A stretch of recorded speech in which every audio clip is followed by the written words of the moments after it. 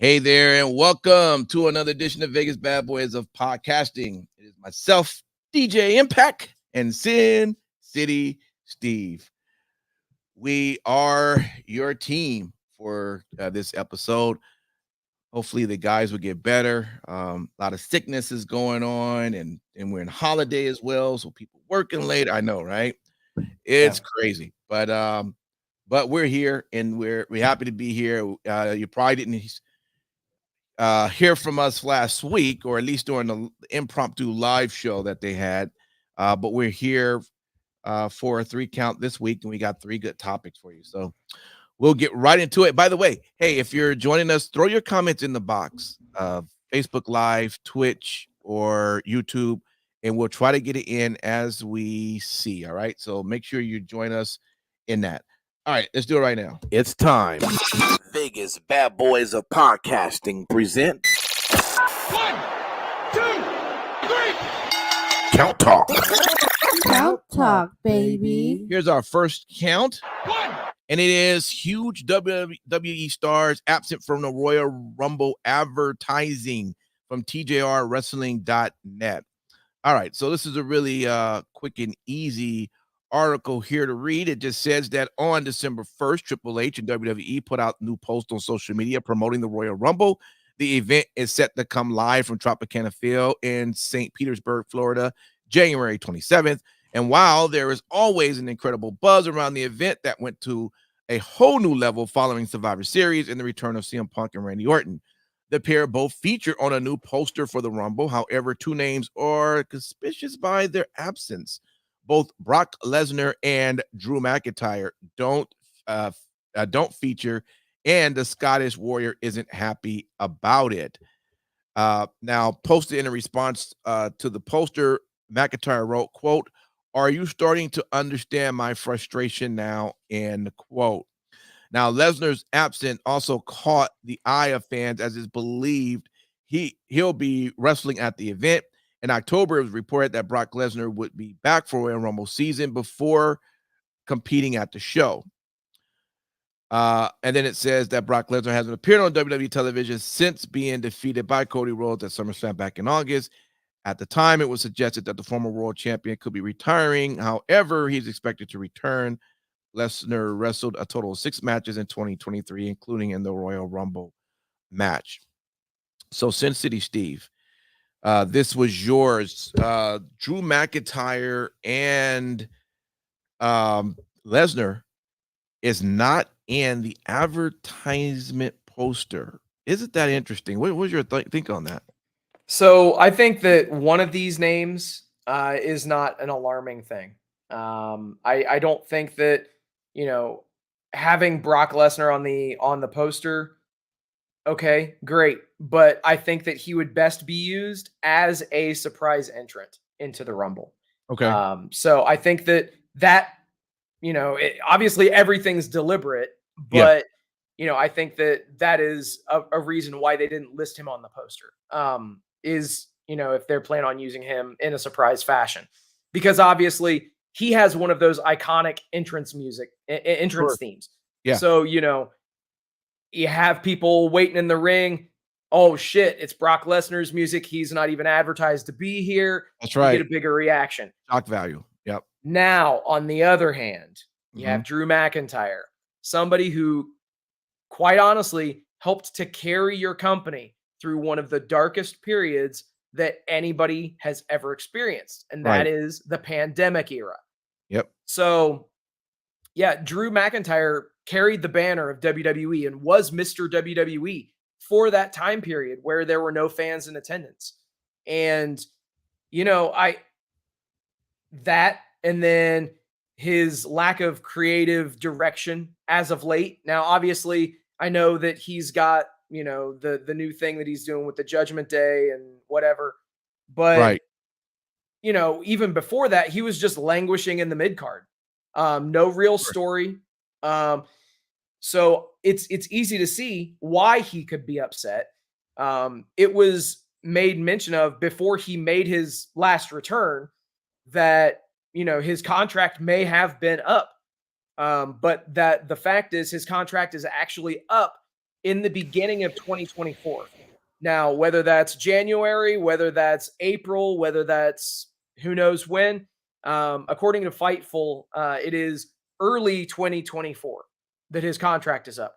So Okay. it could very well be a thing of WWE just hedging their bets and assuming that he's not going to re-sign his contract with them, which I could easily see as being a thing.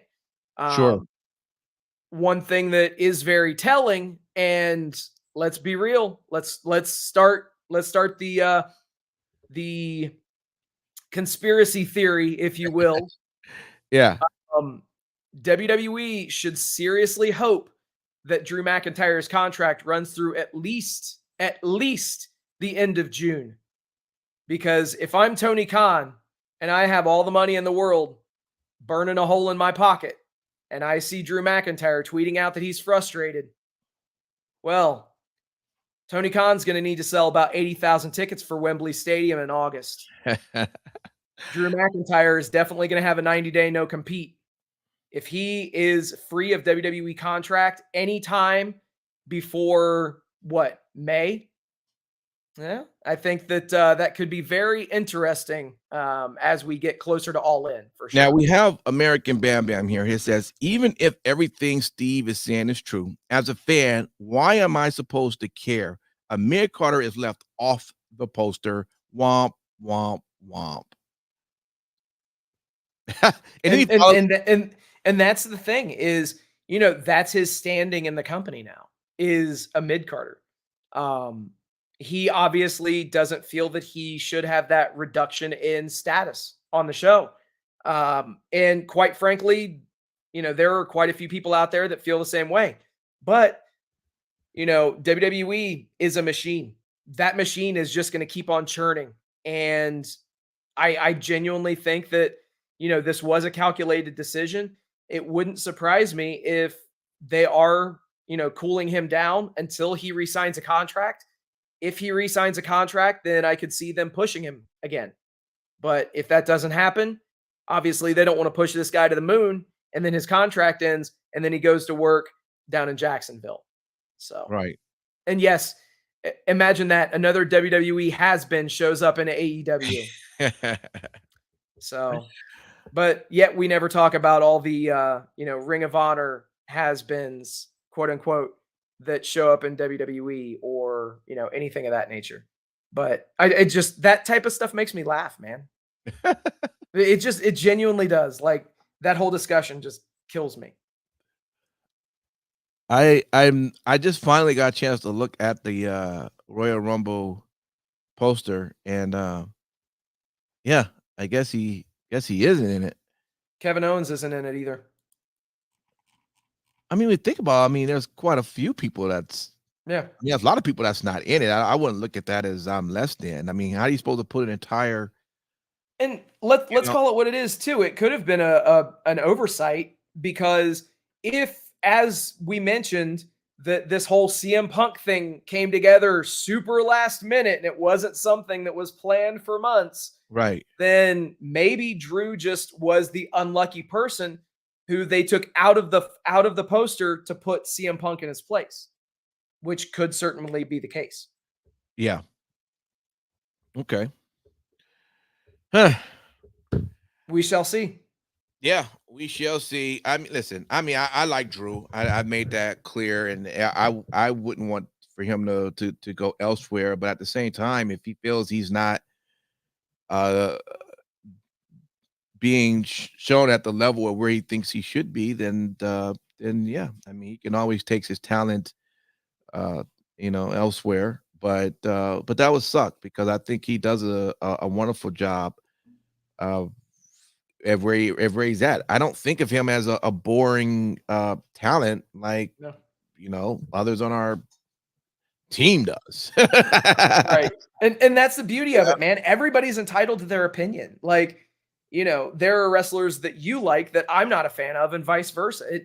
It's all just personal preference and taste. That's it. Yeah. And I think that makes for a great storyline, just as Cody is still trying to complete that dream of just becoming the Universal World title champion, whatever the long name for it. What would fucking kill me?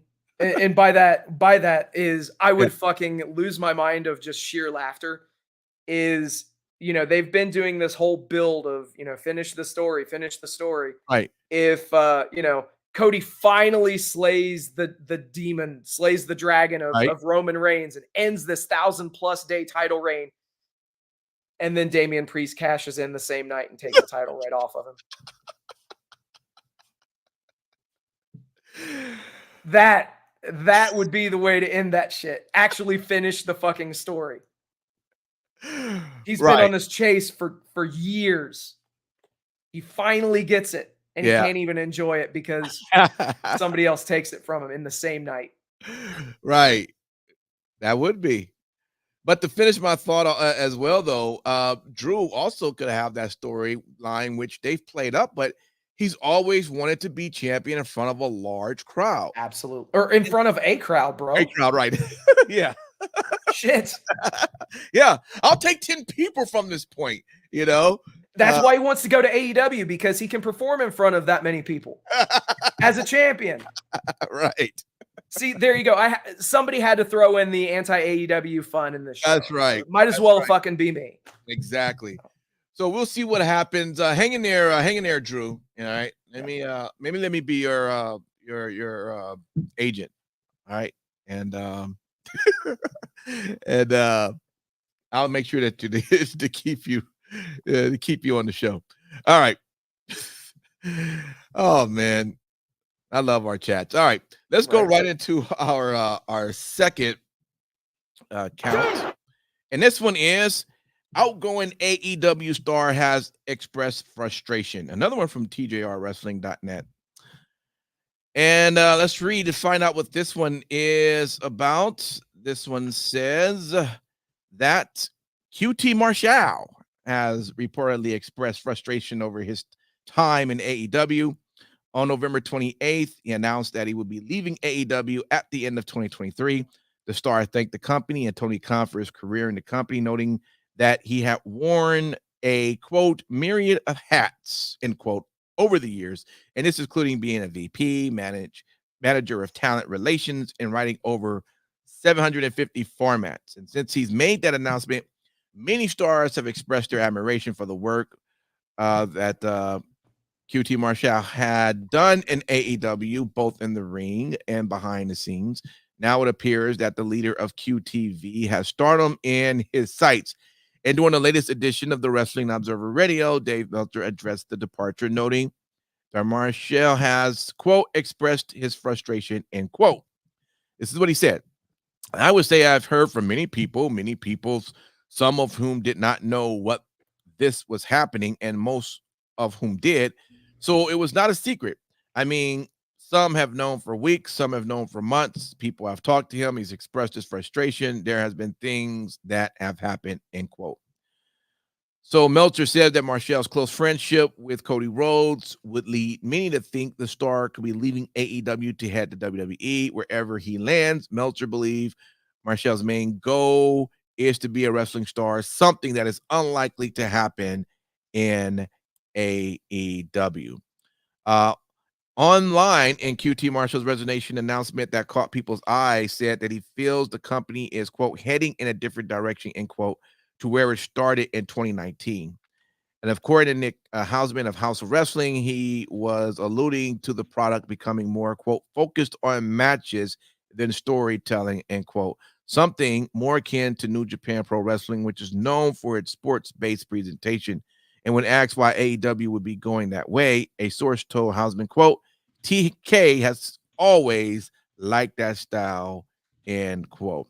Since sitting that now makes a lot of sense because, when I always tell you that's the main thing that bothers me about AEW is the fact that there's this lack of story. And I just think when you came out to say that we want to present AEW as another form of entertainment or wrestling that people can go to, I think from the beginning, if that's where they wanted to make it, that should have kind of been put out there, because it becomes confusing to a person like myself who grew up watching WWE and like that style, and then I come over to watch yours and see you're not giving me that type of style, and then there is a reason why then I probably won't care to be a part of it. But then there's aspects of it that you do want to throw some storylines in there as well, that you add a little bit. So I don't know if I I don't know if he knows what direction he really wants to go with AEW, which is maybe QT Marshall's point. It seems like it's a little confusion. I don't know. I don't watch. I barely know who QT is. I know about him. I've seen him a few times, but I don't know enough about him to speak on him. But what was your take when you read about his resignation and his reasoning on why he decided to do so? I saw this as another Cody hire for Oh, WWE, because it's going. That's what's going to happen. Is QT is going to end up going to work for WWE? is QT really that good? And I didn't know he's fit so many roles. They said, let me just go back quickly. I mean, he's the head trainer of the Nightmare Factory. Oh, he is. Okay. Yeah. See, never You know, the Nightmare Factory, the place where Jade Cargill got a majority of her training, and then Triple H said in a media call that she was trained like shit. Oh yeah, that's right, that place. So if he goes to be a coach at the Performance Center, then yeah, hypocrisy. That's fun. Yeah. Well, I don't know what to say about that. Yeah. But yeah, it says here he was including being a VP, manager of talent relation, and writing over 750 formats. So he was a really important player in AEW. And so I guess he would then take all that experience and move that over into WWE is what you're thinking? I think that's the most logical step. Now, obviously, QT recently won a very bloody, violent death match in AAA. I believe it was AAA, down in Mexico. And, he held some gold for the promotion. So he is very accomplished in ring. Okay. The thing is, unfortunately, he was kind of stuck in this typecast of being strictly comedy. He had his factory faction during the days of Dark and Dark Elevation, which made sense because those were guys from the Nightmare Factory that were getting the opportunity to wrestle in front of crowds. So of course they're going to go out there, be with their trainer. That's the most logical thing. But then, that whole thing fell apart when they did away with Dark and Dark Elevation. And then, you had the QTV stable get built up, which of course you had Powerhouse Hobbs in there for better or for worse. And believe me when I say for worse. You had Aaron Solo, someone who was a member of the Nightmare Factory, and somebody, who was synonymous with QT. You also had Johnny TV in that stable. John Morrison being used as a comedy fodder. Yeah.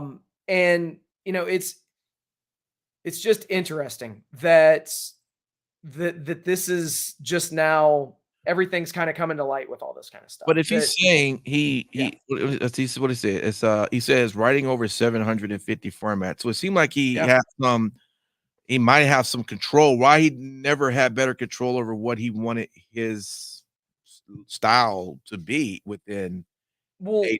Well, here's the thing is I'm sure that QT erred on the side of caution.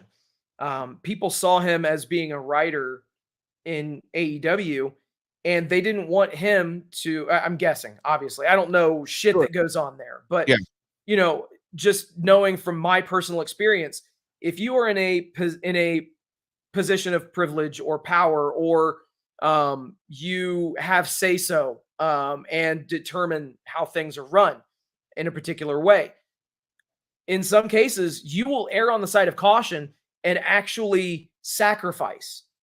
You will diminish your own standing, and you'll make sure that other people are elevated in place of you, just to ensure that people don't say, oh, well, he's got the book, so he's winning the world title, that type of thing. Right. So, But even if he didn't win a world title, he could have still wrote himself that be a non-comedic wrestler if that's what he wanted to get up under. And according to this article, though, I mean, if he's all about the storyline, if he's not so much focused on the New Japan style of presenting matches, then I can see that completely. Why not in a show where it's primarily monopolized by these, sports elemented matches? Yeah, you got to have some entertainment here and there. So obviously, who else to do it other than someone who enjoys that? So I think that could have been part of it too. But it never got traction. It never took off. And I said numerous times on this show how disappointed I was with those vignettes and those segments. Yeah. And that was the overwhelming sentiment with a lot of AEW fans, unfortunately. So if he was to come over to WWE, do you think he would play more of a backstage guy, or Absolutely? Okay, because I was almost thinking he wanted to do something back in the ring in terms of building himself to, I guess, being a star or a WWE superstar or something to that level, But it looks like I genuinely would hope that that's not the case. Just because if you look at it, WWE is building themselves to have a younger and younger base, right? And they've brought in a lot of these athletes that were not professional wrestlers, right? Knowing that they have the training staff on hand to be able to train them in their style so that they don't have any of the bad habits that they may have picked up on the indies or in another promotion or anything like that. Sure. And why not have somebody like QT, who I didn't say he was a bad trainer. Okay. That was Triple H. And he didn't obviously say QT, but the mere fact is that, QT is a very good trainer. And there have been numerous reports of people that have trained at the Nightmare Factory, talking up the education that they received there. So it's, again, none of this stuff is my word, but this is all stuff that, it's all out there, public knowledge. I think that his talents would best be suited in a training and support role in WWE. Got you. Yeah. All right. Okay.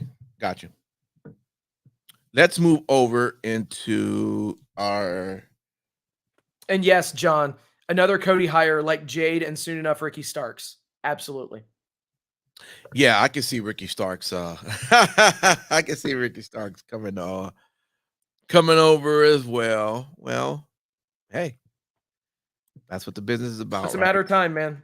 And honestly, though, like, it's good to be able to be in this type of a position where there is an alternative, True. Like what we were talking about just in the previous count with Drew McIntyre. Right. It's good that there is at least this ability for there to be other places to go, where you're going to get national TV exposure, pay-per-view exposure, worldwide TV exposure, excuse me. Yes. And it's not just one major promotion. So again, I agree. Fuck the tribalism. Yeah. Support wrestling. Doesn't matter which promotion it is. If you love WWE, then watch WWE. If you love AEW, then watch AEW. Yeah. It's true.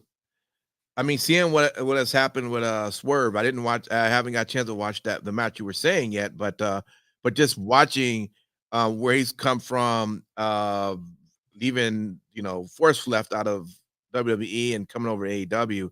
I mean, this guy's a star, written all over him, Swerve. So, yeah, I completely fucking agree. Yeah. And in the American Bam Bam says the man who refuses to watch WWE. Mm-hmm. Yeah, that's because I don't like the programming that I've seen from them the last few times that I've watched it. So rather than get on here and bellyache and bitch about it, I just won't watch it and I'll watch something I like instead. That's it. Yeah. All right.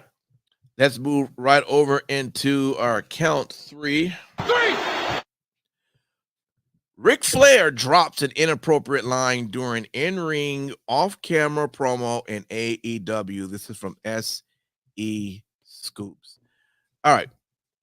This reads that, let's see, certain aspects of Ric Flair's, quote, styling and profiling, end quote, subject matter in his promos may not be fit for 2023. On Friday's AEW Rampage, fans will witness the Nature Boys behind the mic, but the episode may very well have some words cut out. Rampage was taped on Wednesday following Dynamite, so Flair's promo already occurred, and some of his comments walked on the edge of inappropriateness. During the segment, Flair has been documented at inviting all women in the crowd aged 18 to 28 to join him and Tony Schiavone in a hotel room. It says that the word got out regarding Flair's words on social media, and it has not carried any favor for him online. A good deal have users implored for the line to be cut out of the program or even removing the promo altogether. Now, last month, Flair was announced that he signed a multi-year deal with AEW and has been a major ally for Sting during his farewell tour, leading up to his retirement at AEW Revolution in March. Not only that, but the pay-per-view was held in Greensboro, North Carolina, the signature location of Flair country for fans of his days with Jim Crockett Promotions. Now, while no matches have been planned for Flair at this moment, as of this moment, he's already gotten physical on AEW programming. Flair scuffled with Christian Cage at AEW Full Gear before Cage gave him a low blow. However, it was Flair's team of Sting, Adam Copeland, Darby Allin who had their hands raised. Okay. So, Sin City Steve, apparently this comment to the audience, girls 18. he put a specific age on there from 18 to 28. I mean, at least he set the age floor at 18. That's true. I mean, and as American Bam Bam says, give the man a break. It's been his gimmick for 5 decades. Sure. You know what you're going to get with Ric Flair. Right. He's been doing this shit for like he said, for 5 fucking decades. You can't expect him to change with the times. I hate saying that phrase, but it's yes, we do live in a different environment now than what we did during his heyday when he would have those promos. Right. But the fact is, like, you have to almost expect that you're going to get some of that shit when you give Ric Flair a live mic. And the thing is, props, and I can't believe I'm going to say this because they always fuck shit up, but props to the AEW production team for their editing of this promo. Because if you were to not hear about this story, not see the clip, and then watch Rampage and see the in-ring promo, they covered it up perfectly. Like, you can't tell that shit was even in the promo. Yeah. So it was done extremely well by them. But I mean, no matter what, you're going to have a segment of the viewer base that's going to be outraged, no matter what you do. And it just so happens that this is the incident that people are choosing to focus on. Quite frankly, I don't want Ric Flair to wrestle a match in AEW. By no fucking means do I want that. But do I think that he brings value to being in AEW? Sure. I think that just him being there, if he's not sauced out of his fucking mind, I think that he could be a good person to put out there and do interviews and stuff like that, given the fact that he's Ric fucking Flair. Right. And if he's under contract to your promotion, like I said, as long as he's sober, as long as, he's not, on some shit, then, in anything that he says is going to have at least some shred of credibility, because he has done it all. He is arguably the greatest of all time.